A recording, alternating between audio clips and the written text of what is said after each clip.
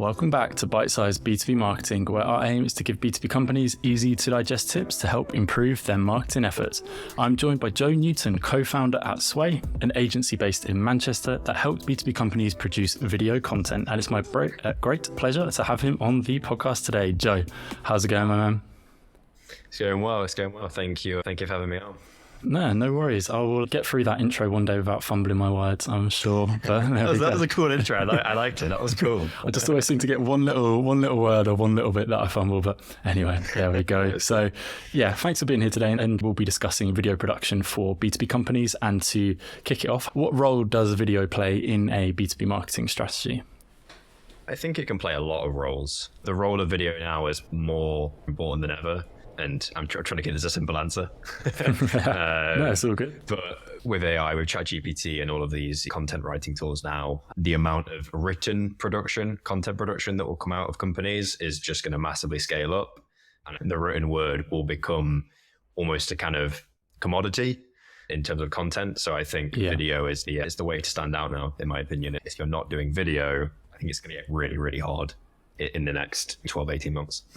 Yeah, agreed. It's something that Chris Walker had said, not on our show, but I heard him say it on another show where they've invested heavily in video, especially putting out on his LinkedIn page, just because, as you said, it's more difficult to do. There's a bit more barrier of an entry to do it. It can make it look a lot more professional, can help you stand out a lot more. It is a lot more engaging. It takes a bit more time. It takes a bit more investment. And he said, I think it was him who said that it was because of that. It means that he is a lot more mindful of how the idea before going to put it out. Whereas if it's a text post, you can just chuck out anything. It takes 20 minutes and done. Whereas with a video, and this is something we'll move on to and talk about now, but there is a set process in place that needs to be followed to get that video produced. And I suppose that kind of moves nicely onto that next question in terms of what does that process look like from your side of things, from that initial idea to seeing that video put out live on a platform?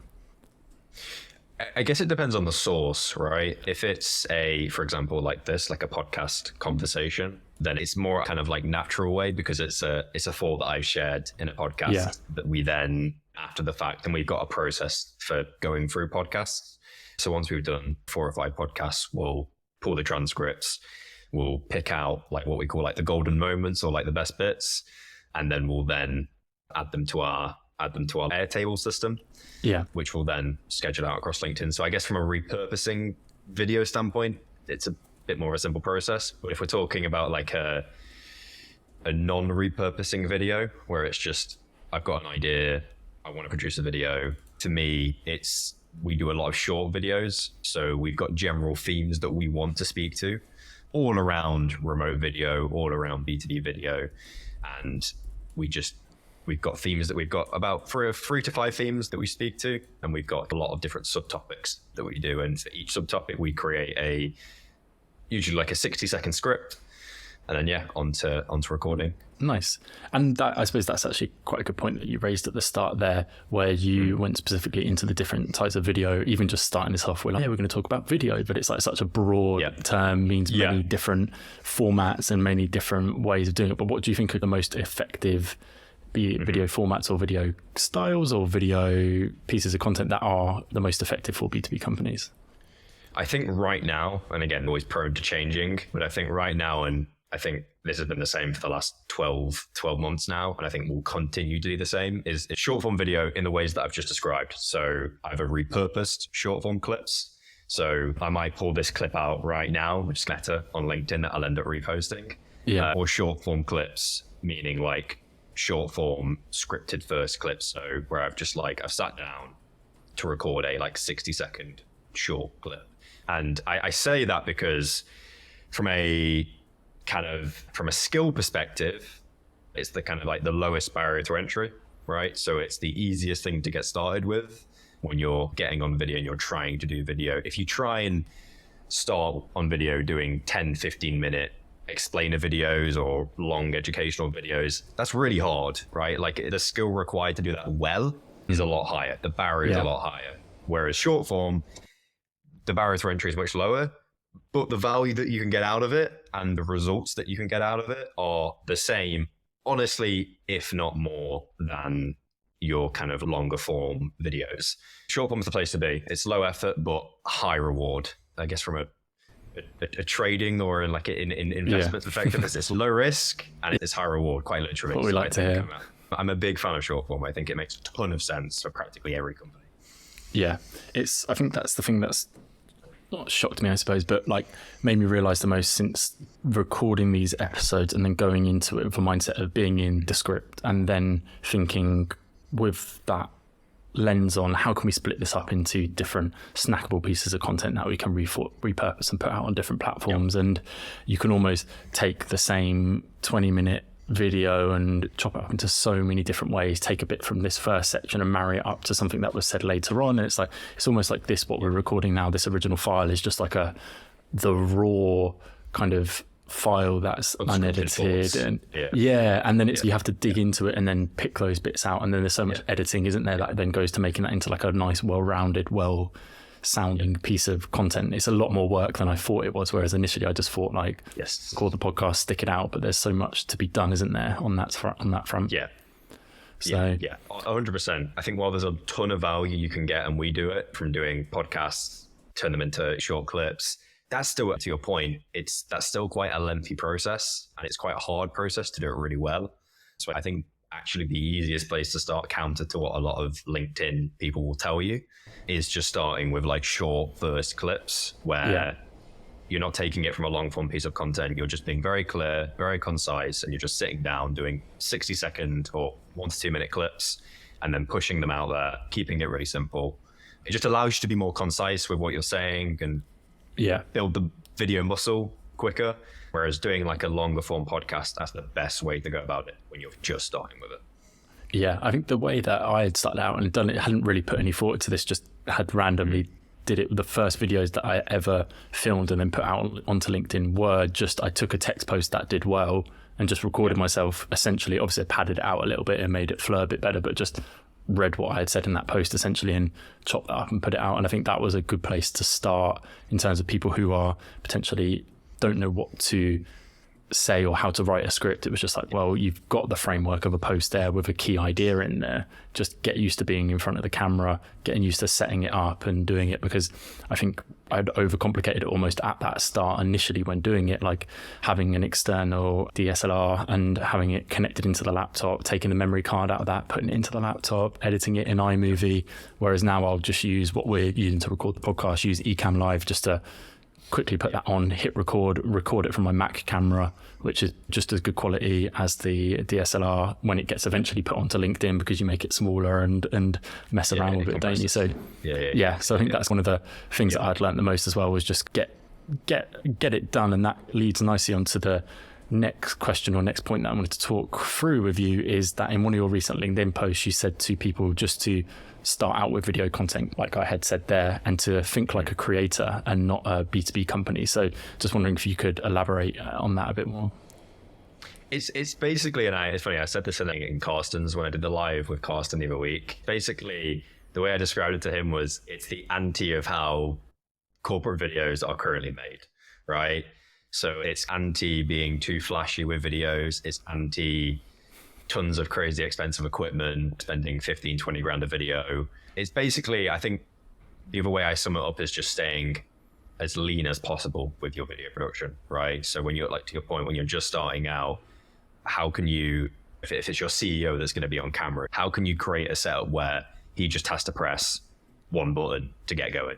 Make it as easy as possible for him. It's almost, thinking like a creator, thinking like a YouTuber, right? You know, those guys, they've got their setups in their bedroom. Usually they press one button and they're on camera, boom, right? It's a very lean setup that just requires one person. So from a production point of view, it's just staying lean and not thinking that every video has to be a 15, 20 grand production with 5 people involved, because it just doesn't have to be that way. I guess the other point to that as well is then distribution, right? A lot of B2B video content, corporate videos, are made with zero thought, or there's zero thought of distribution when these videos are made. It's just, hey, we've made this video, and then eventually we'll just throw it up on YouTube. Eventually we'll just throw it up on LinkedIn or XYZ platforms or the website. So it's like being very clear about the platforms that we're making videos for, and understanding that the way that we're going to make videos for YouTube is going to look very different from the way that we're going to make videos for even LinkedIn. They're two different platforms. They're not the same, right? Yeah. So it's understanding channel differences as well. Yeah, couldn't agree more. That's a good point. And the thing that popped into my head there about that is you get a lot of companies that you're saying like investing say 10 or 15 grand in a video. Yeah, we've done the video, we put it up somewhere and they forget about it, when really it's like, well, we should be lean as possible on creating the video, a couple of grand, and then use the rest of that budget to just promote it, run paid ads or just something to get it out there and just to keep talking about it. And it's the classic, it always happens in SEO and it happens with blogs as well. You finish the post, you're ready to push it live, and then no one ever reads it and no one ever puts it out there. So it's definitely, companies need to rethink that. And I think raising that point on the distribution is a very good point. When you put something on YouTube, the hard work is still need to be done in terms of sharing it and sending it to people manually and doing it. You can't just expect the algorithm to promote a well shot video. It still needs to get those signals, doesn't it, externally for it to rank high. So the classic question here is, what's the biggest mistake you see companies make when producing videos? It will, I guess, lay up nicely to the remote production piece. Cool. But it's, again, going back to that point of just producing videos in a really like outdated way. We're going to, well, if we want to create a video, we need to bring in a production crew. We need to spend a lot of money. And it's all that work just to create one video, which I just find insane, right? Like it's the fact that companies are spending 15, 20 grand just to create one video is mental. So I think it's completely rethinking that. And rather than spending all of that money, all of that time just to create one single video asset, it's how do we take the same budget and instead of creating one video, how do we create 15, 20 videos, right? Because and I've done loads of posts on this at this point, but it's a big part of what makes video work, like any other content strategy to an extent. And while it's not the only thing, but it's important, is volume, right? You need to get volume. If you just make one video every quarter or one video every year, in some cases, you're never going to see great results, right? There's nothing that's really tangibly ever going to come from that. And the other big piece is you're never going to get buy-in from video, because if every time you've got to make a video, it costs 15 grand and you never see anything that really comes from it, good luck getting the exec team on board with that every time. So I think a big part is like understanding that you need volume, right? You need to get to a point where ideally you're creating between 5 and 10 videos a month. And so they could just be short videos. They don't have to be long videos, but volume matters. And in order to get volume, you need to get to the point where it's not costing you 15, 20 grand a video. It's costing you a tenth of that. Right. Otherwise, it's just not sustainable. So a bit of a drawn out point there, but that's. No, it's definitely relevant. And as you were saying, moving on to that remote production side of things, it's where you do remote video production. And until I had spoken to you, I didn't know this was an option. For example, my brother works in TV and film, and when I was deciding what career to go into, I would go along with him. He has his own production company, and initially when he was starting out, he would do a lot of corporate testimonial videos. And I remember going along with him to one of them, and it was setting up all this equipment, a full day's work. The company had paid him for a full day. They paid me my day rate, going along and helping him set up all this equipment. People come in, and it's just like a long kind of drawn out process. And I didn't know this remote production was an option. I just thought that was always the way, and I assume a lot of listeners probably think that as well and didn't realize you could also do remote video production as well. So could you just talk through what that process looks like? And I suppose one thing that comes to my mind is we're not skilled on how to set this up, so then how do you overcome that part as well of remotely getting them to get a good quality video as well? So I guess I'll talk through the process and then I guess why now. Cool. I guess I've already touched on the why, but I'll go through the process. So it's a very simple kit that we send out. So I'll talk through, so we've just had a client, an agency actually in London that we've just brought on for this service. So we've basically just sent an equipment set to their CEO. So we send a DSLR, we send a lighting, a mic and a tripod. So it's a setup that we send. They get that in our kind of sway setup box. We get on a call with them, and within about an hour, we've got a full setup. And I can in your podcast description, I can send an image of what the final output looks like. Nice. But it's a remote setup that we send. It gets sent usually to the CEO we're working with, because it's usually them that want to be featured in the videos. And yeah, it's a setup that we send, and within it's all basically all done remotely from start to finish. Nice, because I suppose that was going to be my only. That second part of the question was almost like, how do you ensure they set it up correctly? But if you get on the call with them, and I suppose you could look at the feed or the video that they create on their side and check it. Yeah. So what we do is we basically use the camera. So that Sony, they have an app, so you can basically see a live feed of their cameras, so we can position them correctly, we can see the lighting. So actually, I think initially when we first talked about this, we were like, there's no way we're going to be able to do this. Like trying to get non-technical people to set up a full camera setup in their room, it's just going to be chaos. But what we actually realized is, look, once we've configured the camera, and once we've done that, like actually it's straightforward. I'm lucky that I've got a very technical camera co-founder, so he's really deep in that space. He's a creator himself.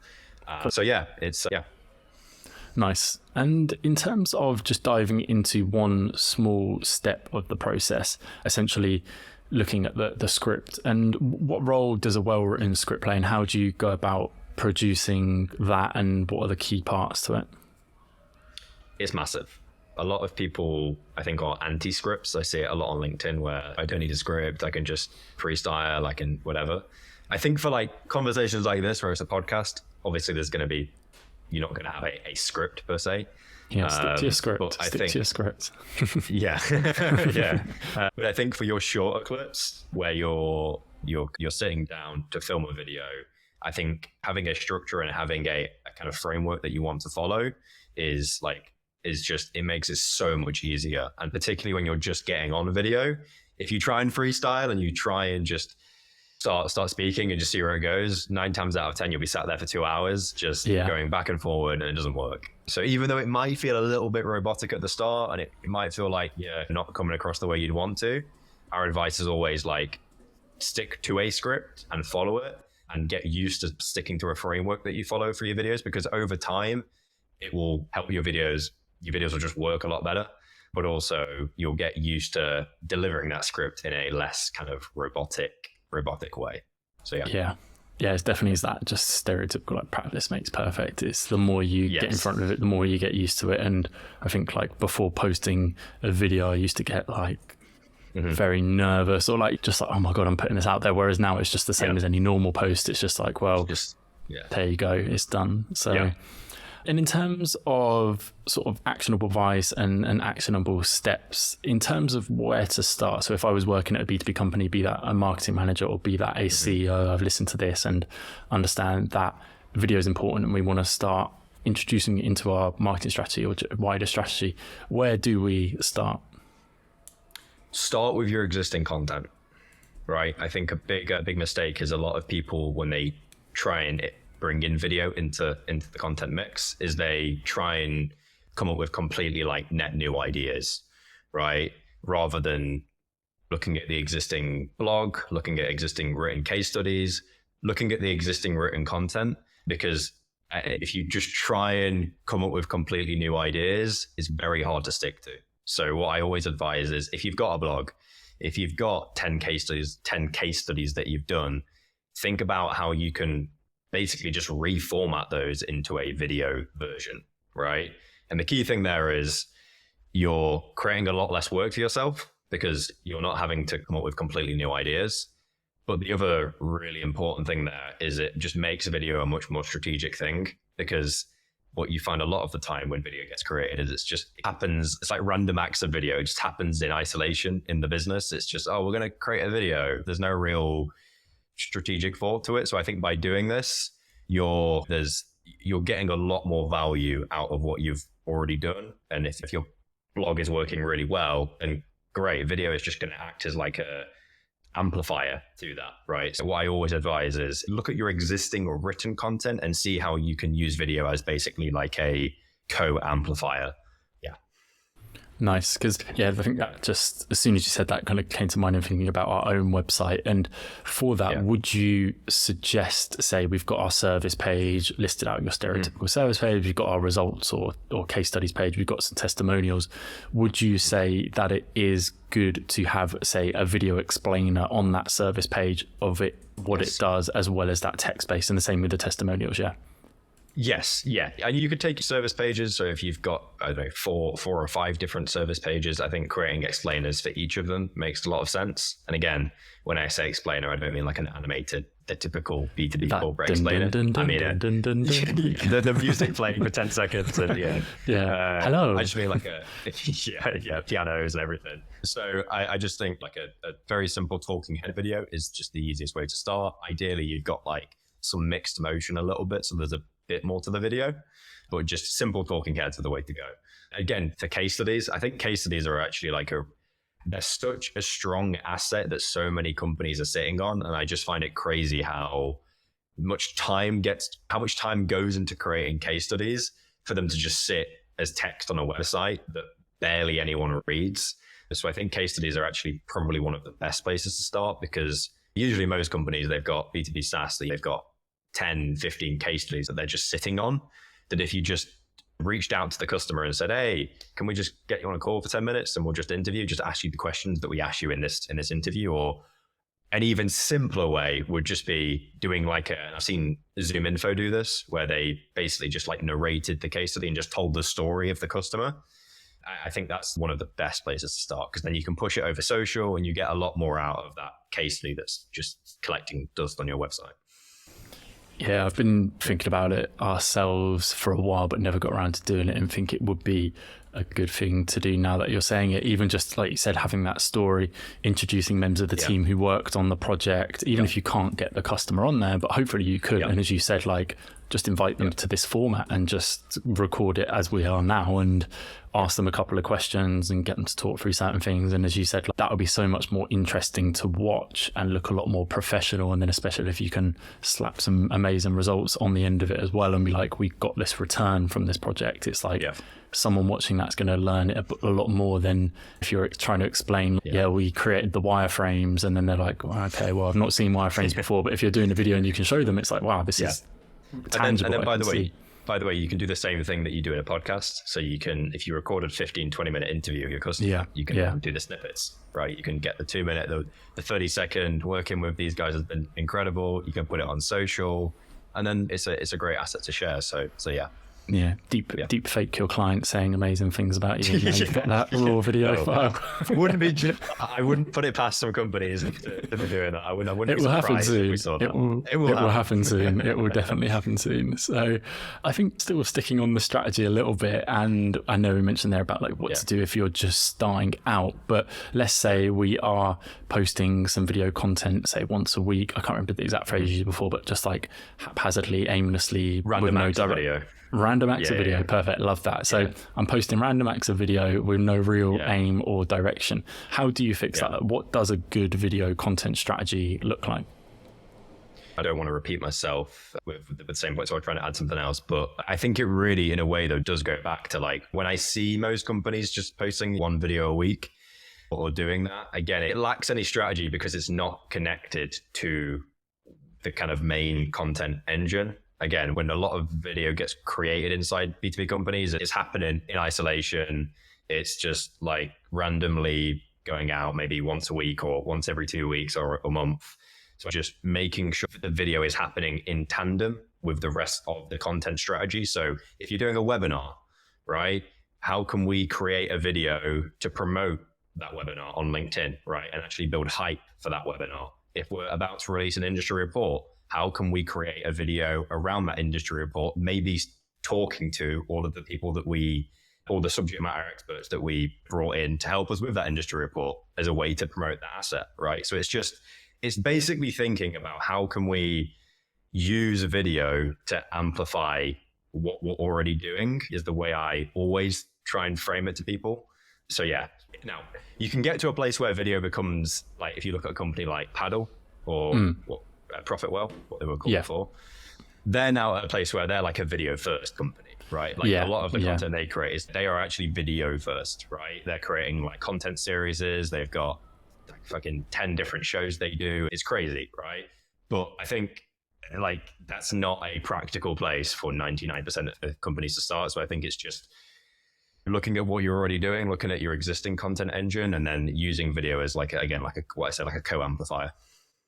Cool. Yeah, I suppose in my head that was almost like the answer I was looking for, in terms of I expected it to be this grandiose, massive plan with series and a video first strategy. But as you're saying, it's like it doesn't have to be. It's like you've got your initial pain points, you know what the customer is keeping them up at night, and you're already producing, say, blogs, or you're doing webinars, or your founder is already doing LinkedIn posts. It's like, then how can we just make that a video to make it more engaging and more personable as well? So and another thing, so what you can do is, so if you've got a blog that you're doing or a newsletter, I think that's even maybe a better example, a newsletter that you're doing around a certain topic, you can then turn that into a podcast series, right? Or you can turn it into a 10-minute or 5-minute LinkedIn weekly video series that you do, or a YouTube video series, where you're not necessarily trying to just basically convert that newsletter or blog into a video, but you're just maybe more just taking the core idea of the newsletter and then turning it into a video, and then this video series is its own thing.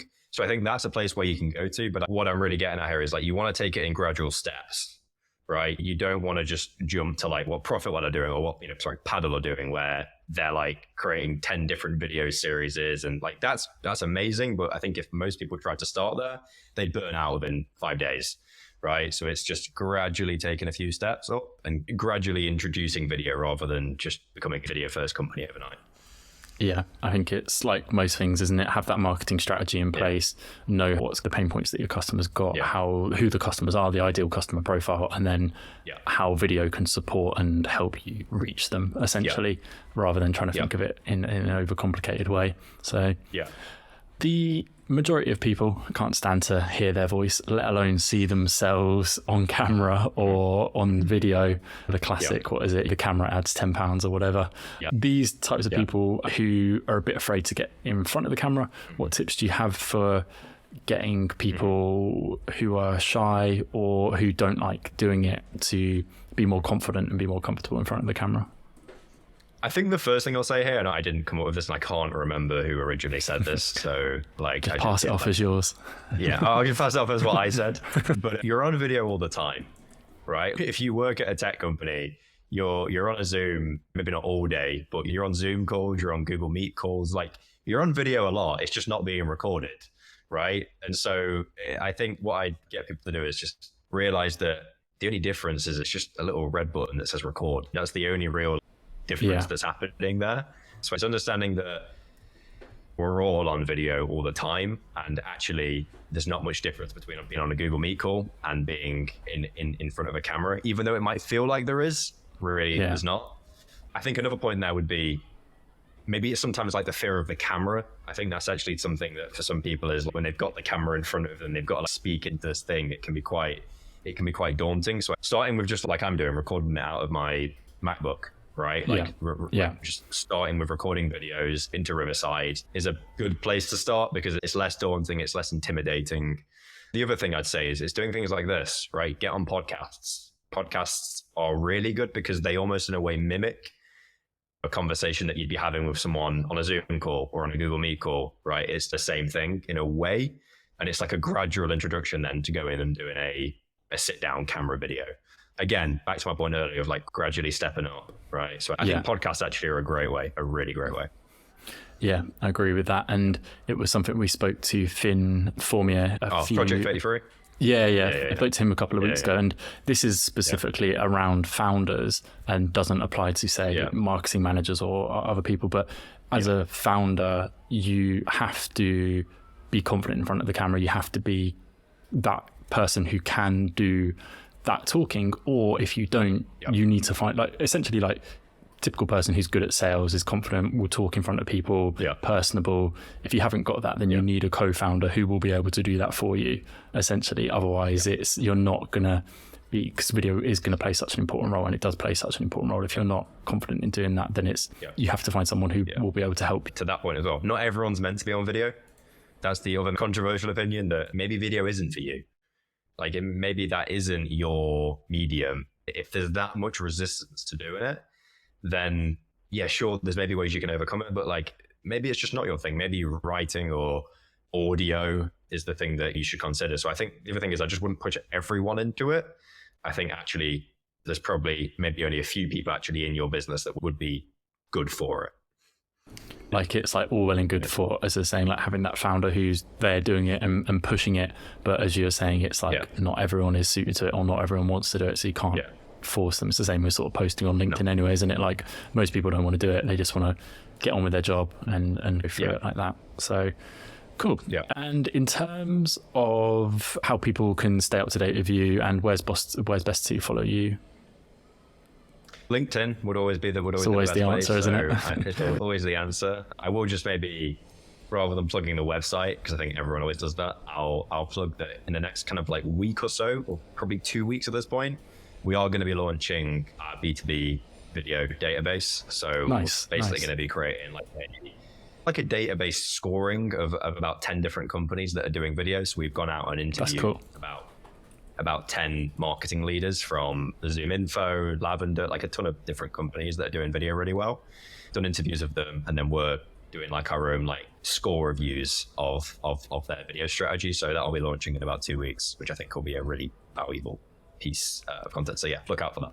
Yeah, no, that's a cool idea. There's something similar in the SEO industry, like with the rise of digital PR. There was a company, I think it was Rise at 7, they collated together all of the examples of digital PR campaigns and put it in one place. And it's firstly a go-to resource, but secondly shows their expertise because they dive into those campaigns and look at them and pick them apart a bit as well. So yeah, no, clever idea. I like it. Nice one. All right, Joe. Well, yeah, thank you. Appreciate your time. And for everybody listening, thank you for tuning in. This has been Bite Size B2B Marketing. You can find our page on LinkedIn where we'll cut up and post all of these clips. And then this goes out on all good podcast platforms as well. So catch you all next week. And thanks again, Joe. Awesome. Thank you very much.